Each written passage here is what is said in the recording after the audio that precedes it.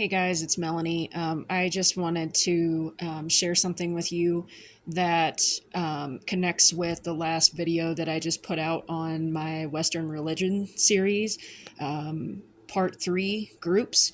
And so, what I wanted to talk about was letting go of this type of religious narrative and what may end up happening to someone when they let go of it. And what I wanted to say is that belonging to a group um, is a form of um, control. It's a form of limiting. It's a form of constricting your soul. It's a form of not allowing spiritual growth. And so when you leave a group like this is a spiritual awakening, like I mentioned in my last video, because you're questioning, because you're looking for more. But in looking for more, what's happened with me is that I have experienced a chip of my ego death.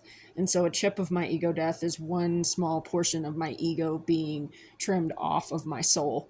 And so when that happens, I noticed that for me it was very trauma based. And so I went into a poor me stage. I was like, poor me this, poor me that. I'm the only one who has suffered trauma at the hands of being in, a religious narrative or a religious group. I'm the only one who's ever been through this. I'm unique. I'm special in my circumstances. And the truth is that none of us are.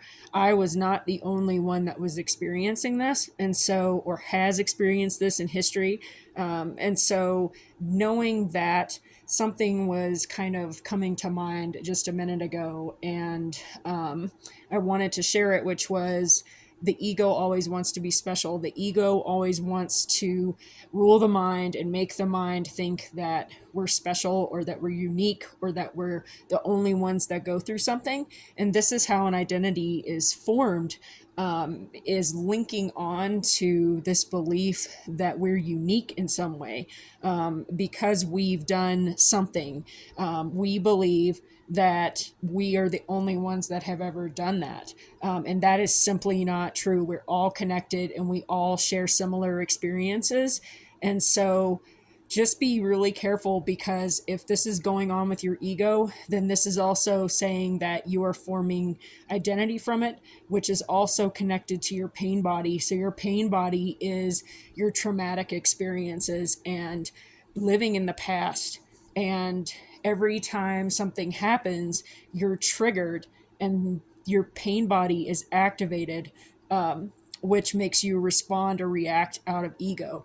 And so, pain body is simply something that we have to overcome in consciousness. I was making some notes earlier and I wanted to share them with you about pain body and a trap.